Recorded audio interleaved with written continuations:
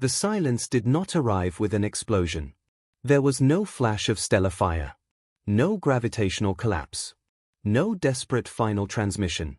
At exactly 3:17 Galactic Standard Time, every long-range sensor in the Orion spur registered the same impossible reading. Earth was gone. Not shattered. Not displaced. Gone. The star Sol still burned in perfect stability. Mars remained in orbit. The asteroid belt shimmered as it always had. But where the third planet should have been, where oceans had once reflected sunlight and billions of human voices once filled the electromagnetic spectrum, there was nothing. A perfect sphere of absence. For 0.4 seconds, the galaxy assumed it was a sensor glitch. By 1.2 seconds, every major observatory confirmed it. By 4 seconds, panic began. Human colonies scattered across 47 systems screamed into subspace relays, demanding contact with Earth Command. Their calls bounced into empty coordinates. Emergency military frequencies repeated authentication requests into a void that did not echo. On the Galactic Council's central ring station, alarms howled. Ambassadors demanded answers. Scientists swarmed projection tables. Military strategists whispered a word none dared say aloud. Weapon. But there had been no energy spike. No tachyon surge. No hyperspace rupture. No radiation bloom. No debris field. It was as if someone had taken a hand the size of a god and gently lifted Earth out of reality. Human fleets mobilized instantly. Battle groups from Alpha Centauri, Vega, and Sirius jumped toward Sol within minutes. They arrived to find the same thing every civilian telescope had already recorded. An empty orbit. The lead human admiral, Elias Ward, ordered full-spectrum scans. His voice remained steady over fleet comms. Run it again. They did. Gravitational mass, 0. Residual matter, 0. Temporal distortion, none measurable. It was not destruction. It was subtraction. Across the galaxy, rival empires watched in stunned disbelief. The Varelian Dominion halted a planned border skirmish. The Korth Expanse withdrew its expansion fleets. Even the notoriously aggressive Draft Collective delayed a resource seizure. Because no one understood what had just happened. And if humanity had done this to itself, then what else were they capable of? Within hours, human outer colonies fractured into confusion. Without Earth's central command, economic network stalled. Military coordination faltered. Political factions argued over succession authority. Some whispered that Earth had triggered an experimental drive. Others claimed sabotage. A few, quietly, wondered if humanity had been judged by something older than the galaxy itself. Days passed. Then weeks. Then months. No signal came. No wreckage drifted through Sol's orbit. The Galactic Council eventually issued an official statement. Earth is presumed lost. The words echoed through interstellar history. Over the next decade, human territory weakened. Trade routes were temporarily administered. Defense pacts were restructured. Systems once loyal to Earth were absorbed into neighboring empires under the guise of stability. No major war erupted. But the map changed. Gradually. Politely. Relentlessly. And still, at the center of it all, Sol's third orbit remained empty. 1,000 years passed. Humanity did not vanish entirely. Its descendants endured among the stars, but Earth itself became legend. A cautionary tale. A mystery. A myth whispered in academies and war colleges alike. The empty orbit became a restricted research zone. Countless probes were sent. None reported anything unusual. Nothing could be scanned. Nothing could be touched. The void where Earth had once existed resisted measurement, as if reality simply declined to acknowledge that anything had ever been there. Eventually, even fear faded. New empires rose. Old ones collapsed. History moved on. Until the 1,000th year. At exactly 3:17 Galactic Standard Time. Every sensor in the Orion spur flickered. For the briefest fraction of a second, the empty orbit pulsed. Not with light. Not with energy. But with presence. Deep space observatories froze mid-calculation. Automated defense satellites shifted targeting parameters without instruction. Long-dormant human beacons across forgotten colonies reactivated simultaneously. And from the coordinates where nothing had existed for a millennium, a single signal transmitted outward. Clear. Calm. Undeniably human. This is Earth. The galaxy stopped breathing. Because the anomaly had not been a scar. It had been a door. And something had just opened it. The transmission lasted exactly 9 seconds. No distortion. No encryption scramble. No background interference. Just 3 words. This is Earth. Across the Orion Spur, automated defense networks snapped into alert status. Civilian satellites reoriented. Research stations abandoned routine scans and locked onto Sol's third orbit. For 1,000 years, there had been nothing there. Now there was a signal. The Galactic Council chamber erupted into chaos. Confirm origin. It's coming from the exact orbital coordinates. That's impossible. Mass readings are still 0. And that was the most terrifying part. The signal was real. But Earth was still not there.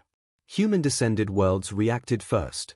Ancient emergency protocols, long dismissed as ceremonial relics, reactivated. Military fleets powered dormant subspace relays.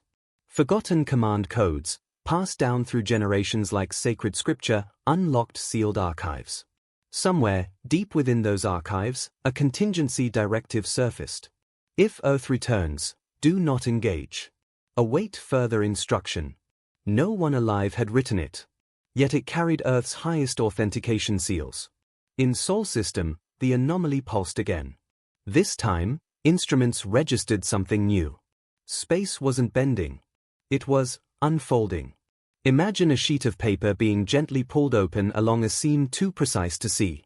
That was what the gravitational monitors reported. Not a rupture.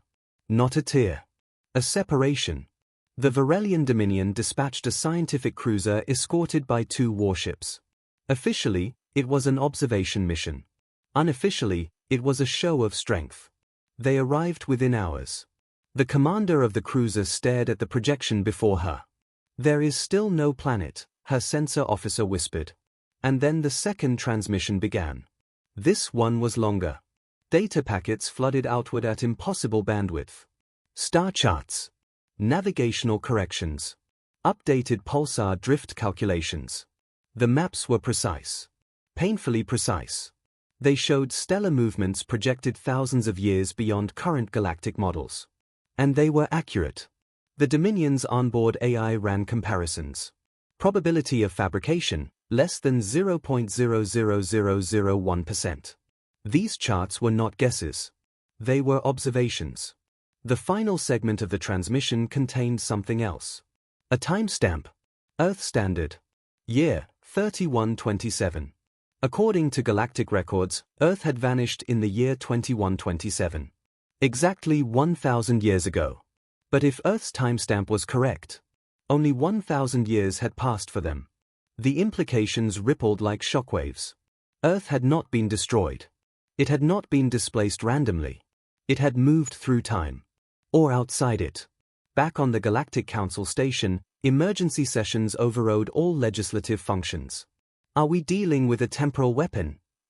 Or an exile? Did humanity abandon the galaxy? The questions stacked atop one another with no answers. Then Sol's orbit shimmered. Not brightly. Not violently. Like heat distortion over desert sand. The Varelian warships locked weapons. Targeting systems refused to confirm a lock. There was still no mass. And then, gravity returned. Slowly. Deliberately. A sphere began forming where nothing had been. Not assembling from debris. Not phasing in piece by piece. Condensing. Like reality was remembering what belonged there. Oceans appeared first. Blue curved against black. Cloud formations spiraled into existence. Continents solidified beneath shifting atmosphere. It took 12 seconds. 12 silent, measured seconds. When it was over, Earth hung once more in Sol's third orbit. Whole. Intact. Different. Orbiting it were structures no one recognized. Massive ring arrays encircled the planet like halos of metal and light. Shipyards the size of moons drifted in controlled alignment. Defense platforms blinked into stable configuration with disciplined precision. The Varelian commander forgot to breathe. That is not the Earth we knew. And then something moved.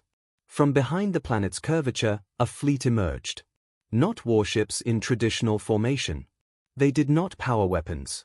They did not raise shields. They simply arranged themselves between Earth and every foreign vessel in system. Their hulls shimmered with technology beyond current understanding. Drives glowed with energy signatures that did not match known propulsion physics. One ship advanced slightly. Not aggressively. Just enough. A final transmission broadcast across every frequency simultaneously. This is Earth. A pause. Then, we have returned. Silence filled the Sol system. No threats. No demands. No accusations. Just presence. Across the galaxy, empires recalculated their military projections. For 1,000 years, they had expanded, conquered, consolidated power. Humanity had been fragmented without its homeworld. Now the homeworld was back. And it had spent a millennium somewhere no one else had. The Dominion commander stared at the fleet before her. They could have fired already, her tactical officer whispered. Yes, she replied softly. But they didn't. On the council station, an elderly historian murmured words that would soon echo through every academy. They did not disappear. They prepared. And in Sol's orbit, Earth rotated calmly. No scars, no signs of desperation. Just patience. The empires that had risen during its absence suddenly felt very small. Because humanity had not returned weaker. It had returned finished. No weapons fired. That frightened the galaxy more than any invasion ever could. For 3 full hours after Earth's reappearance, no hostile action occurred in the Sol system. The Varelian Dominion ships held position. The Galactic Council transmitted cautious greetings. Even the notoriously aggressive Drath patrol vessels remained outside the system's outer boundary. Earth did not respond to hails immediately. It observed. Its orbital ring arrays adjusted slowly, rotating with synchronized precision. Massive shipyards shifted alignment like clockwork mechanisms. Energy readings stabilized into patterns too clean, too efficient, to be accidental. Then the scans began. Not crude sweeps. Not probing pulses. Something deeper. Every vessel in Sol system felt it, an invisible pressure brushing across hulls, through shields, into core processors. Diagnostics flickered briefly. Targeting systems recalibrated without command. Shield frequencies adjusted by microscopic margins. The Varelian commander stiffened. They are mapping us. Not just mapping. Understanding. Within minutes, every foreign ship in Sol's orbit had its entire structural composition analyzed down to molecular lattice variants. No encryption could stop it. No firewall resisted it. Earth was not hacking. It was comprehending. Then the human fleet repositioned. Ships slid into geometric formation around the planet. Not aggressive, not defensive. Ordered. Disciplined. One vessel separated from the formation and advanced toward the Dominion cruiser. Its design defied standard classification, no visible weapon turrets, no exposed launch bays. Its hull shimmered like layered glass over liquid metal. A channel opened automatically. The Dominion commander didn't authorize it. It simply connected. On her main display appeared a human figure. Calm. Composed. Wearing a uniform bearing an insignia unfamiliar to galactic records. I am Admiral Nathaniel Cross, the human said evenly. Earth Defense Continuity Command. The commander swallowed. You disappeared. We relocated.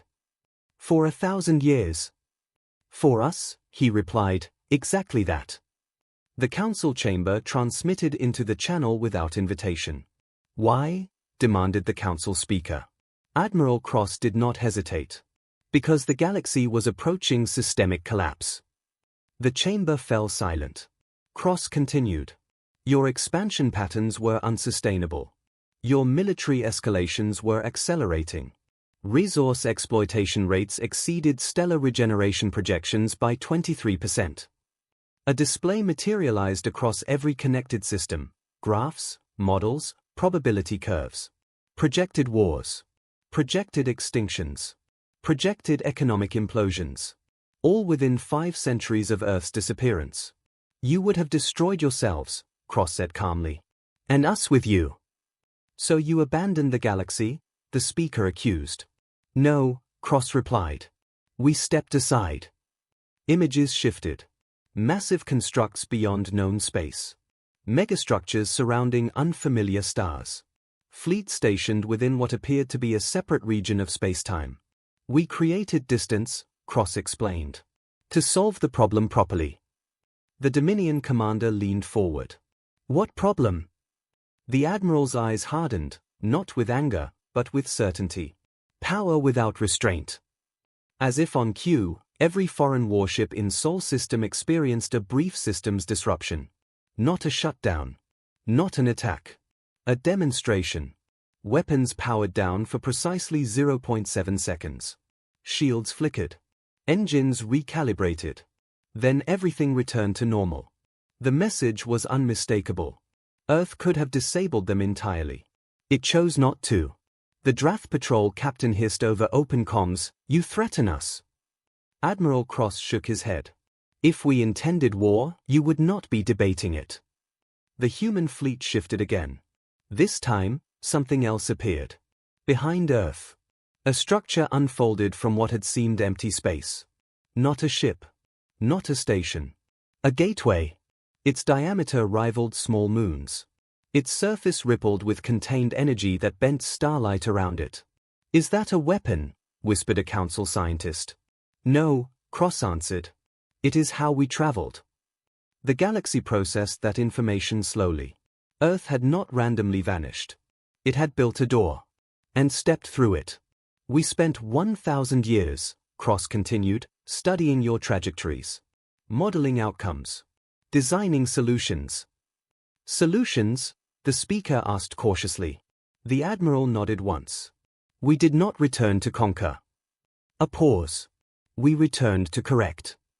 On every galactic network, alarms began triggering. Trade algorithms faltered. Energy grids in distant systems flickered. Military communications experienced subtle latency shifts. Nothing catastrophic.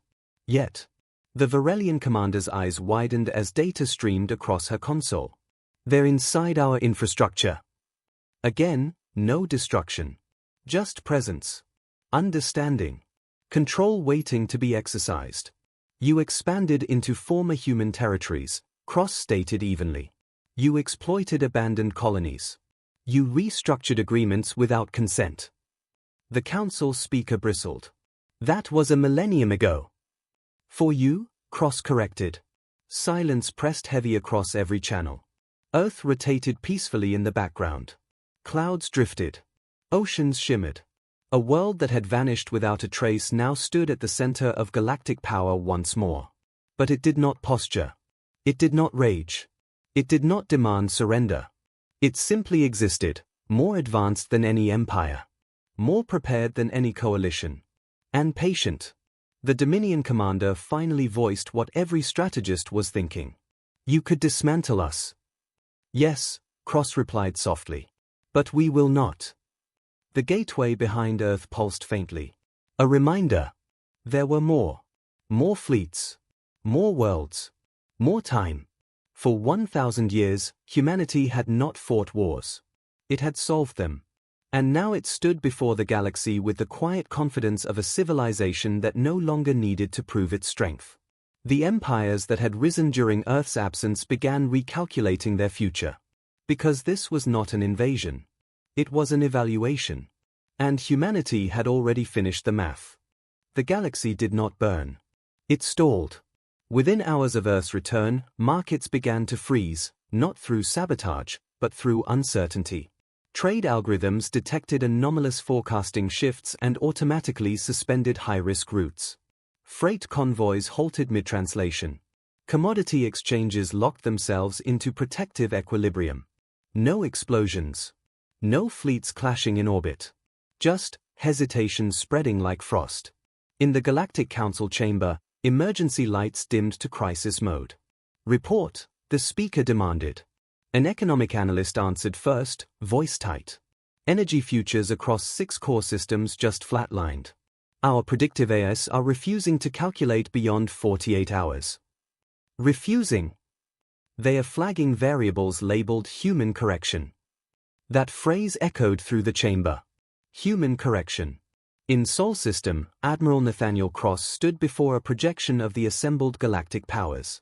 His expression remained calm, almost clinical. "We have reviewed 1,000 years of galactic development," he said evenly. "Your growth patterns are unstable." A Korth Expanse warlord slammed a clawed limb onto his console. "You vanished. You forfeited authority." "We relinquished proximity," Cross replied. "Not responsibility." Data flooded every major network simultaneously. Evidence. Treaty violations committed against stranded human colonies.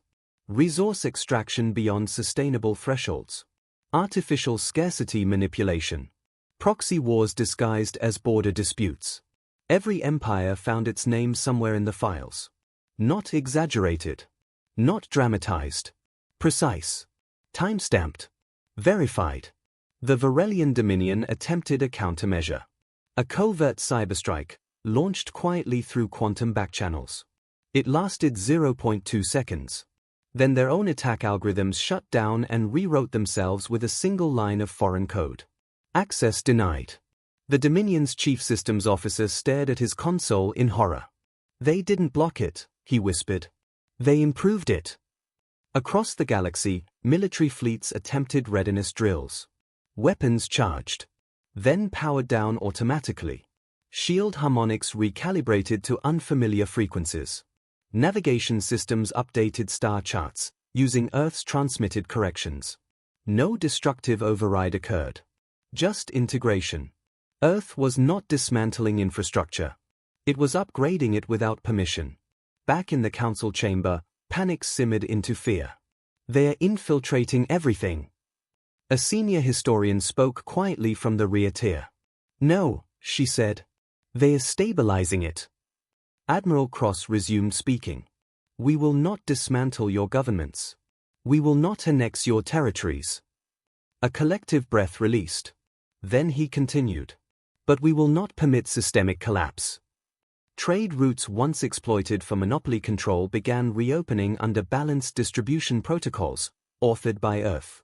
Energy grids previously overdrawn shifted into optimized cycles. Military production quotas automatically decreased across major powers.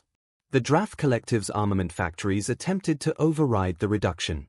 Every assembly line stopped. Not violently. Simply paused. A message appeared across their internal network. "War is no longer profitable." The Drath warlord roared in outrage. In Sol, Cross's voice remained level. "You built empires in our absence. You believed yourselves unobserved." He gestured. The gateway behind Earth pulsed again. On distant borders, additional human fleets appeared, not invading, not advancing, just positioning. Not to conquer. To monitor. "We spent a millennium modeling every possible escalation path," Cross said. "There are 3,742 ways this galaxy collapses within 5 centuries. The projection shifted. All 3,742 outcomes faded. Replaced by a single stable trajectory. One path. Balanced trade. Regulated militarization. Shared technological access. And only one where it survives," Cross finished. The council speaker's voice trembled slightly. "You intend to control us?" "No," Cross replied. "We intend to remove your ability to destroy yourselves." Silence filled the chamber. Because every empire present knew the truth. If Earth had wanted conquest, fleets would already be burning. Instead, supply chains were stabilizing. Starvation projections were vanishing. Border tensions were dissolving under enforced transparency. It was domination. Without violence. The Varelian commander opened a private channel. "You could cripple us entirely." "Yes." "Why haven't you?" Cross's gaze softened, just slightly. "Because collapse teaches nothing. Survival does." In outer systems once seized from weakened human colonies, Local governors received updated sovereignty charters. Not declarations of human ownership. Restoration. Autonomy guaranteed under interstellar oversight. And for the first time in centuries, smaller civilizations felt something unfamiliar. Security. The council chamber light stabilized. Emergency status downgraded. Not because the threat had passed, but because the threat had been redefined. Empires did not fall to bombardment. They fell to irrelevance. To a civilization that had stepped away for 1,000 years, solved the equation of galactic instability, and returned with the answer already calculated. The Drath warlord's voice finally broke through the quiet. "You call this mercy?" Admiral Cross regarded him steadily. "No." A pause. "We call it responsibility." And across the galaxy, systems once built on fear began adjusting to something far more unsettling. Accountability. No surrender ceremony was ever held. No banners burned. No imperial capitals fell under orbital bombardment. And yet, empires ended. Not in fire. In signatures. One by one, the dominant powers of the Orion Spur transmitted formal acknowledgements to Earth Defense Continuity Command. Not defeat. Compliance. The Varelian Dominion was first. They agreed to demilitarization quotas and transparent trade restructuring. Their once secret expansion doctrines were archived publicly under what historians would later call the Sol Accords. The Drath Collective resisted the longest. Until their weapons production remained indefinitely paused. Until their economic forecasts continued collapsing without Earth-stabilizing corrections. Until their own citizens demanded integration over isolation. When the Drath warlord finally opened a channel to Sol, his voice carried none of its former arrogance. "What are your terms?" Admiral Nathaniel Cross answered without triumph. "No conquest." A pause. "No tribute." Another pause. "Shared responsibility." Across the galaxy, new frameworks deployed. Interstellar conflict limitation protocols. AI-monitored armament ceilings. Automated famine prevention logistics. Shared energy grid harmonization. Earth did not sit at the top of a throne. It anchored the system from beneath. The massive gateway behind Earth remained open, but quiet. A reminder that humanity still possessed access to wherever it had spent its 1,000-year absence. And that it could leave again. Or bring more through. Human fleets did not spread outward in occupation. They stationed themselves at instability points, trade choke paths, disputed borders, failing economies. Not as conquerors. As pressure regulators. A century passed. Then too. The phrase pre-return era entered academic language. Young cadets on former Dominion worlds studied holographic simulations of the day Earth reappeared. Not as a war. As a correction. In council chambers once filled with rivalry, representatives now debated efficiency metrics instead of territorial dominance.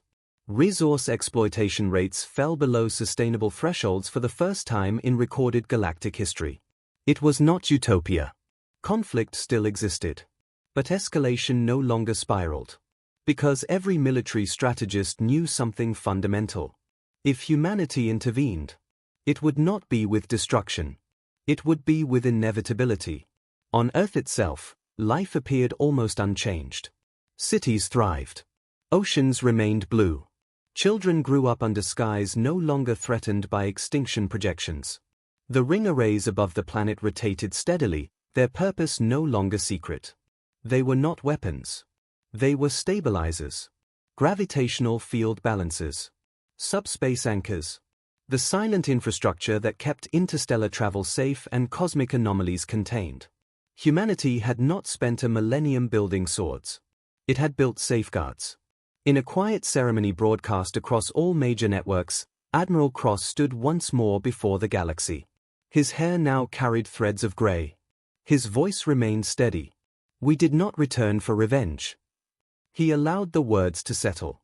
"We returned because absence taught us something." The projection behind him showed the moment Earth vanished 1,000 years prior. Then its reappearance. Then the stabilized galactic projection line stretching centuries forward. Power without oversight collapses. Expansion without limits destroys. Fear breeds escalation.